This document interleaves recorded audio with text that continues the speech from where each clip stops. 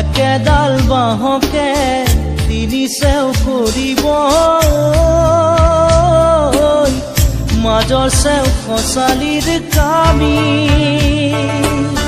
চাৰিজন মানুহে কান্ধত তুলি নিব চাৰিজন মানুহে কান্ধত তুলি নিব নৈৰ ঘাটলে বুলি